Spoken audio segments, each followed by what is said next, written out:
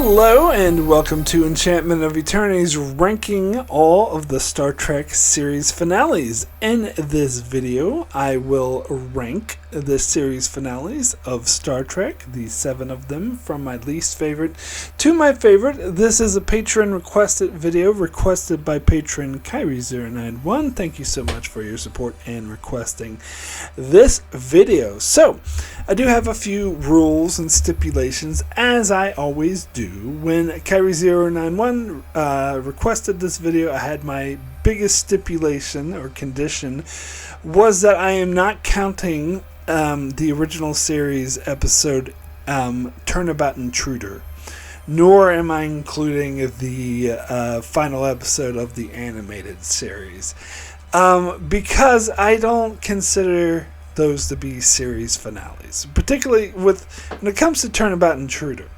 That just so happened to be the last episode that they made before the show got canceled. In fact, they were planning to film another episode directed by William Shatner. He was already in pre-production for it when the call came in while they were filming Turnabout Intruder that they were been canceled. So for me, a series finale is they know that it's going to be the last episode aired, and so they make it the final episode. They go out of their way. In fact, I don't even think they were doing series finales back in the 60s, but definitely by the 90s and to modern day, they make a show of planning for that episode to wrap up the show to be the final episode. For me, that's a series finale. So, the episodes that will be included is the TNG finale, All Good Things, the DS9 finale, What You Leave Behind, the Voyager finale, Endgame,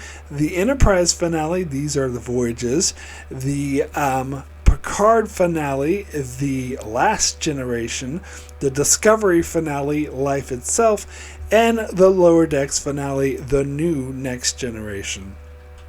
So, yeah, I'm including a bit of Mountain Trek in here, but these shows have finished. So, you might say, like with Lower Decks and Discovery, that they weren't necessarily planning for those to be the finales, and they got canceled. But with Discovery, they went out of their way to do reshoots and add in scenes to make it a series finale. So I think it counts, because they did go out of their way to make it an episode that wraps up the show. And with Lower Decks, they got the word while they were writing the episode, so they were able to rework it and write it to be a final episode. So I think they absolutely count. Whereas something like Turnabout Intruder, it's just a wild coincidence that just so happens to be the last episode, and I refuse to include it because of that. And also, like Prodigy, I don't include that because we don't even know if that show's finished, because who knows, it could be picked up by Netflix. It's not looking likely at this point, but even if it isn't picked up, that season 2 finale was not created to be a series finale, so I probably wouldn't count it anyway. So just doing these 7 episodes, so I will rank them from my least favorite to my favorite. But before I do that, I want to mention Kyrie091's rankings. He sent me the rankings of how he would rank these 7 episodes. So in order from worst to best, it would go These Are the Voyagers, Endgame, The Last Generation, Life Itself, What You Leave Behind, The New Next Generation, and All Good Things as number 1. So that's his rankings. So we shall get to my rankings, and we will start with my number 7 least favorite worst series finale, and that is still and only the one and only Endgame, which is still what I'm calling the worst series finale of all time. Now, I recently watched parts of those episodes and sort of did a special video for my Patreon supporters about it, so it's still fresh in my mind. And it is absolutely terrible. It's completely does not it disregards all the character journeys that Voyager went through. It does the exact opposite of what a series finale should do. A series finale should honor the show that came before it, tell a unique story that pays respect to the show, and some way makes the show feel worthwhile. Where this, it's just like, oh, let's just tick boxes. Let's tick the Borg box. Let's tick the time travel box. Let's throw in Barclay. Let's just tick all these boxes and have no real, true, coherent story, and the characters don't even act true to themselves.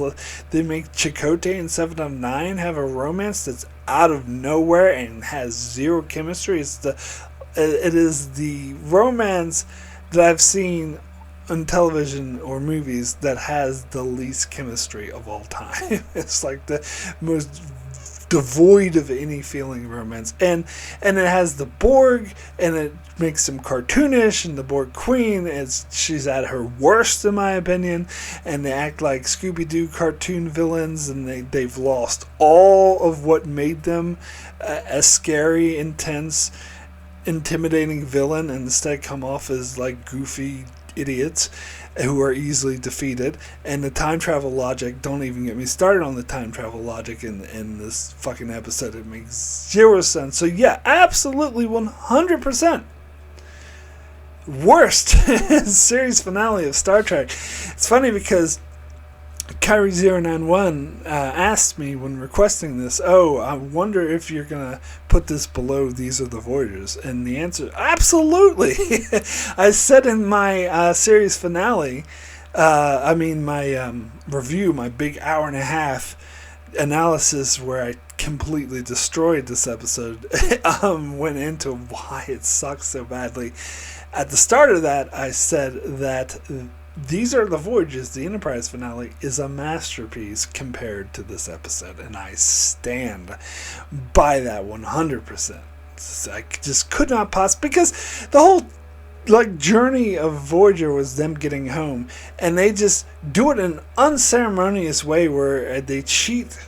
Really, they have a time travel thing. They cheat to get home, and they just do it and end the fucking episode. It renders the entire show pointless.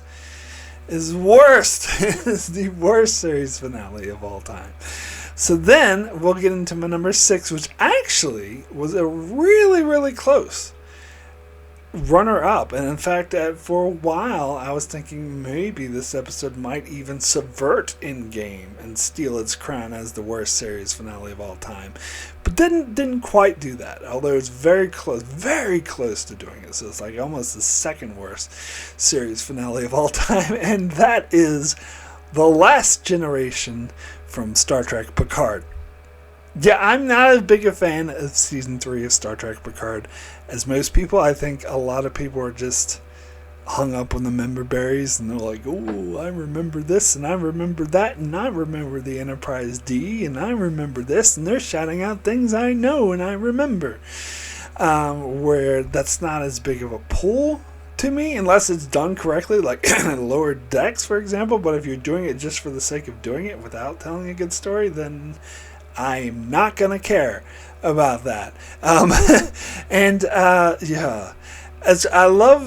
I don't always agree with Steve Shives, but I love his description of Picard Season 3, and that is to serve fan, which is a play off the Twilight's thing, to serve man, but instead it's to serve fan, because it's all fan service. But the series finale, the final episode of this show, even worse than that, because the last 2 episodes, because the first 8 episodes of Picard Season 3 I actually think are decent. I think they're good. There's some good things in there. Yes, there's too much fan service, but they have some good character moments. They have a good through story, and all of that was completely thrown in the garbage when you get to the final 2 episodes, which I stand by, feel like they were written by a 12-year-old. It feels like they're like, spoilers for this if you haven't seen it, but it feels like they're like, ooh, wouldn't it be cool if the Borg and the Changeling teamed up,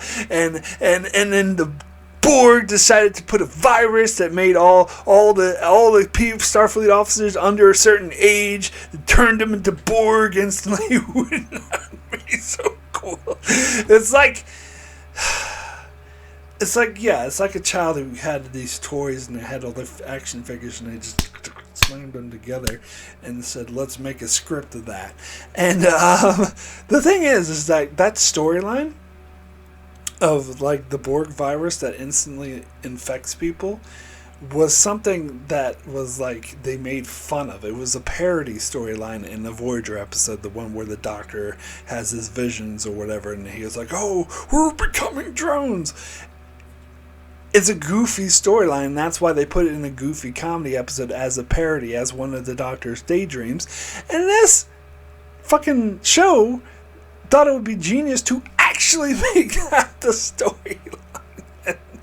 And then, as I said, the absolute member-buried fan service of, oh, it's the Enterprise D, and then they have the Enterprise D fly into the Borg ship as it's a fucking X-wing. What?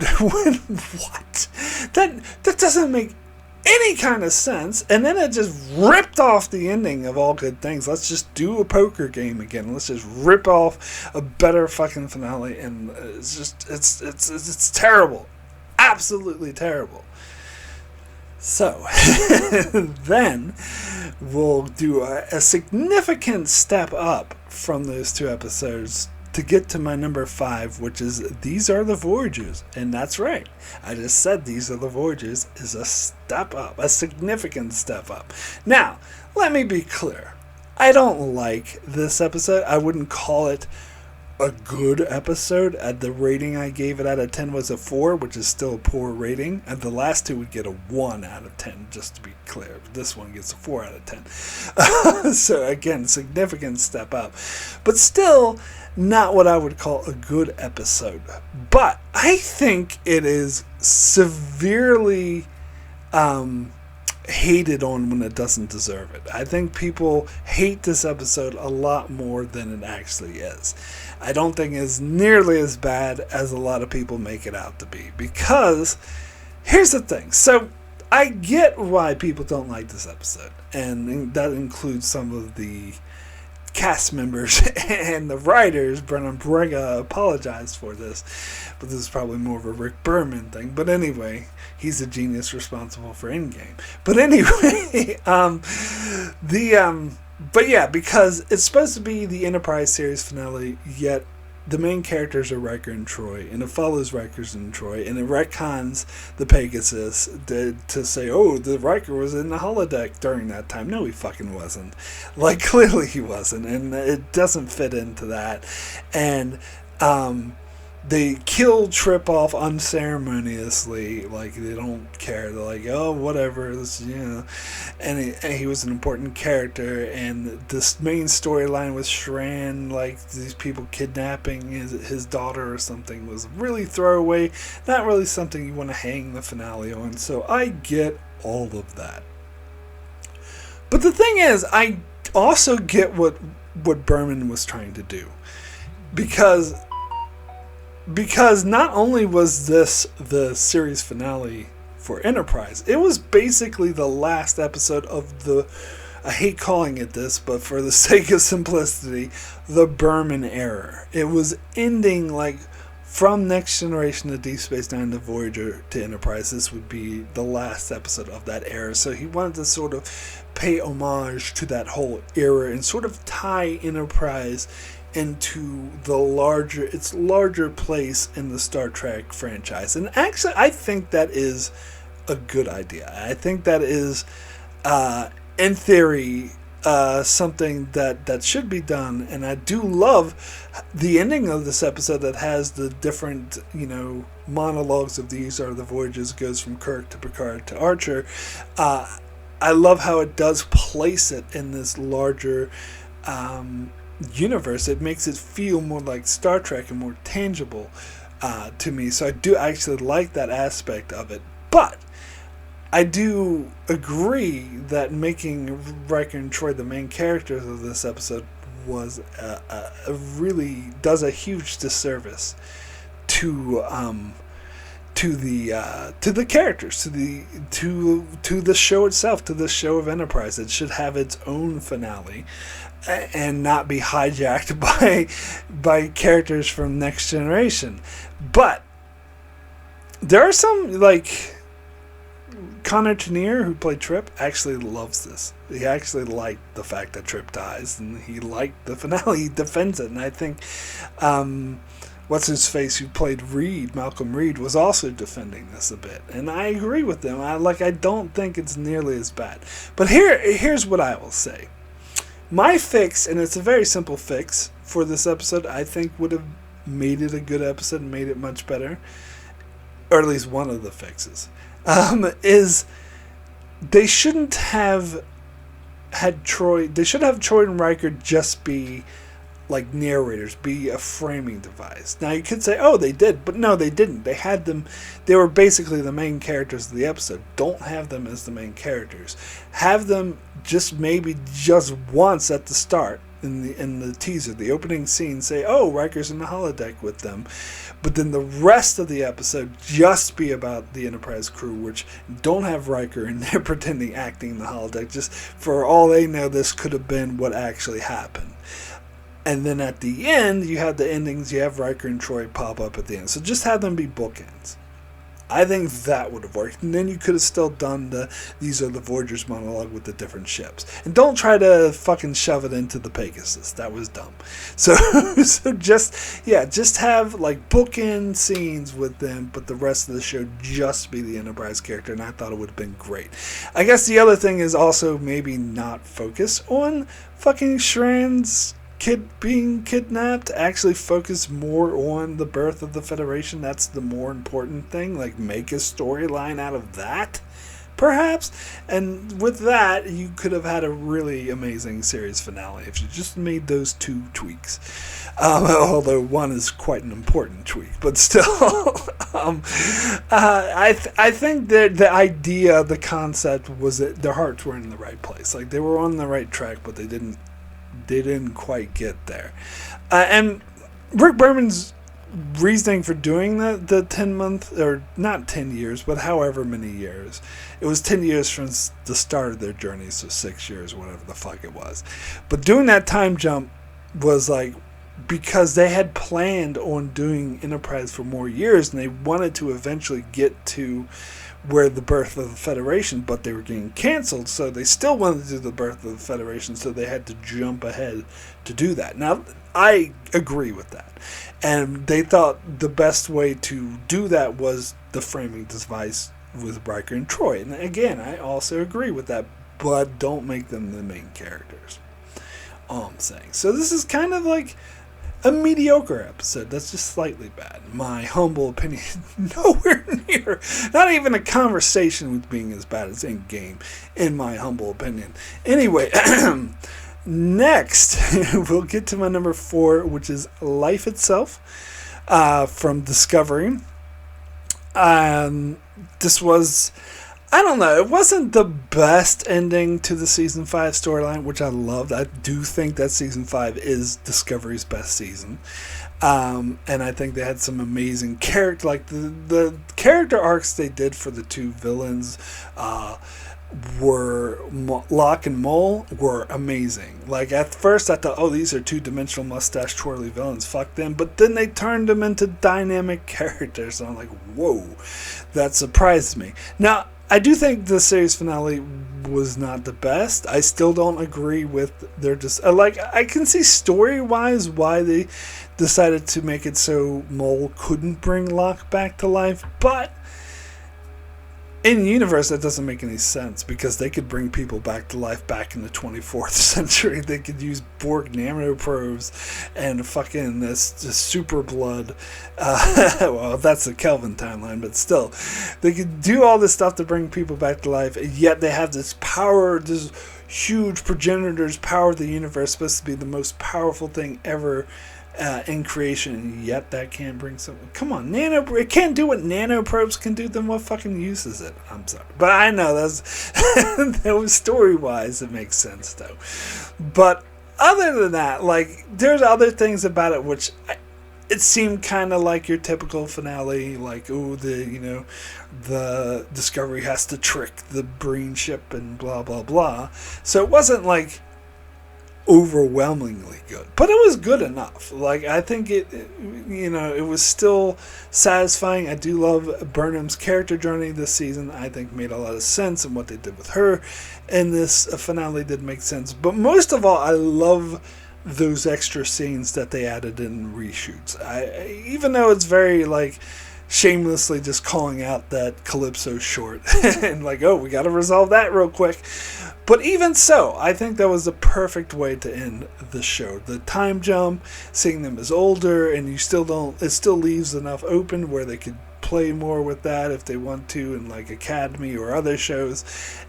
But yet it's very satisfying. It's like having all the characters like hug and Burnham's memory is like a satisfying sort of payoff, and it's touching so I think it was a good finale, good series finale, but not great.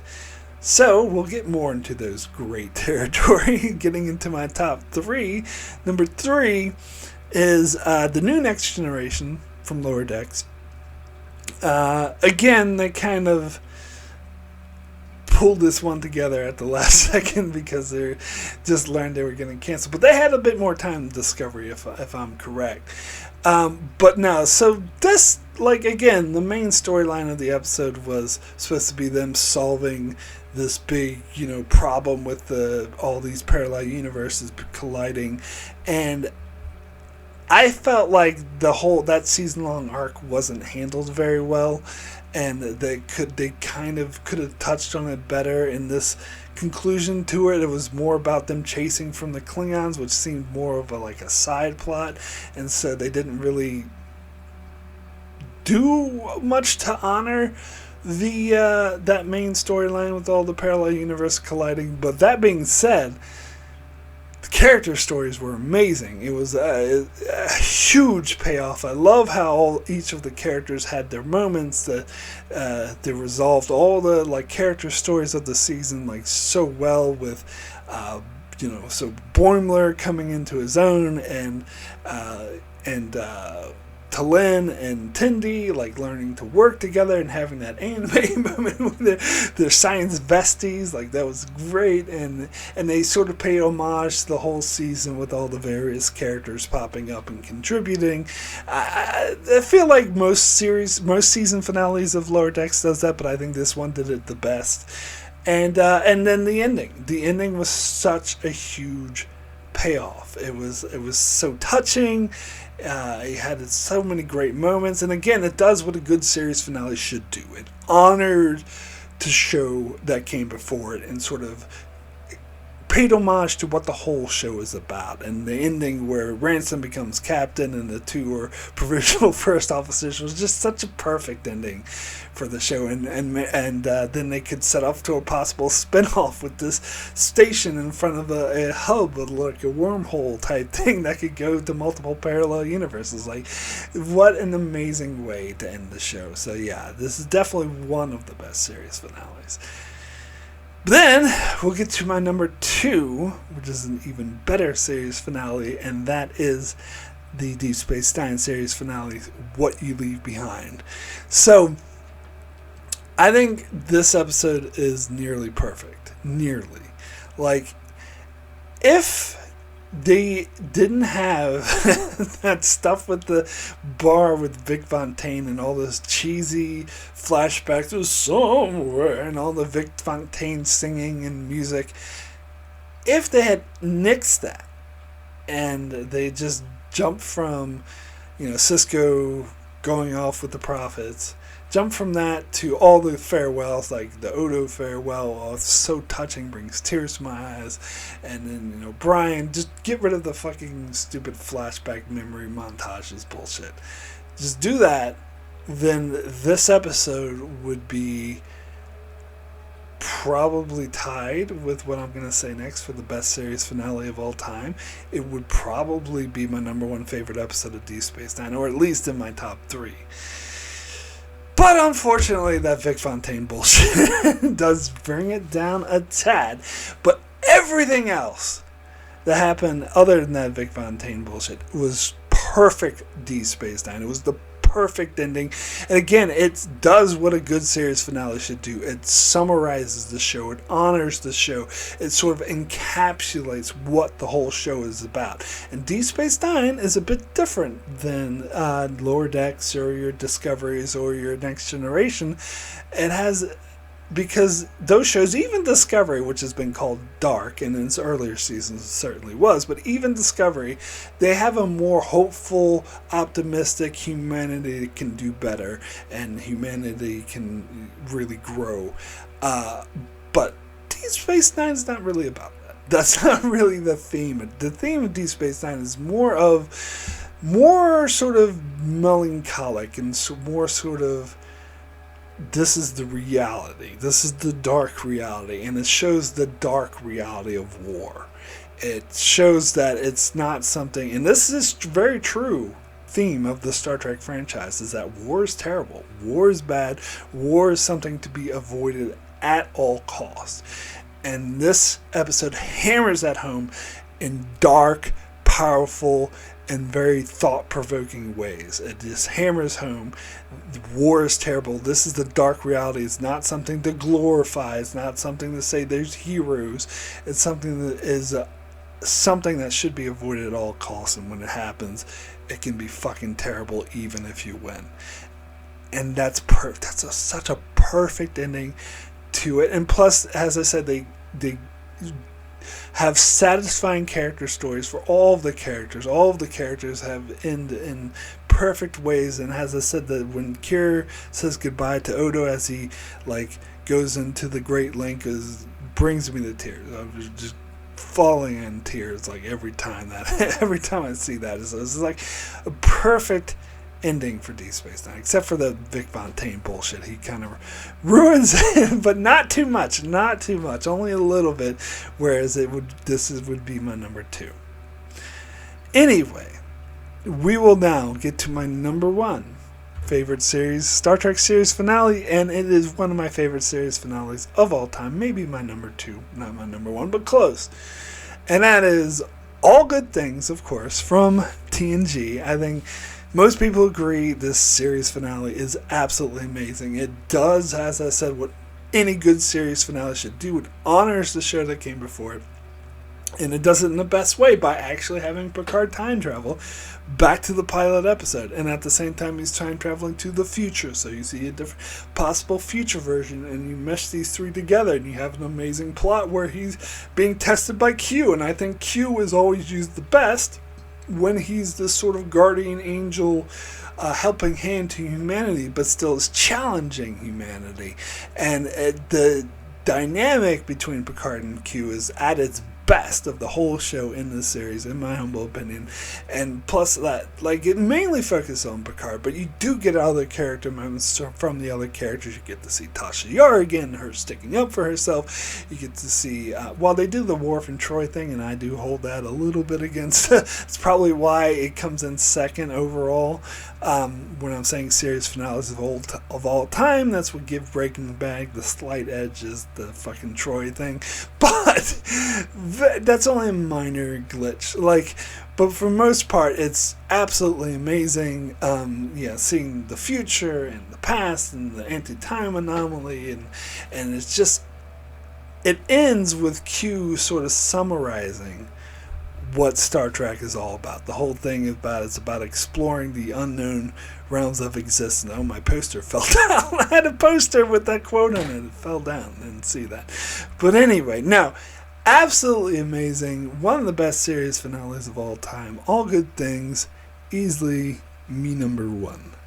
So that is it for my counting down the series finales of Star Trek. If you enjoyed this video, or maybe want to challenge, want to learn more what I think about these episodes, you can check out my channel, as I covered every episode of the original series and every episode of The Next Generation, and currently covering Deep Space Nine, and we'll start Voyager pretty soon. So you can check out my channel and get my opinions on that. I'll also have lots of other top 10s floating around my channel somewhere. So yeah, lots of Star Trek content you can check out. Just be sure to subscribe, leave a like. If you really want, you can support me on Patreon. The link to that is in the description below. That allows you to request videos like this one and stuff like that. So yeah, be sure to subscribe so you can keep up with all of that. And thanks a lot for watching.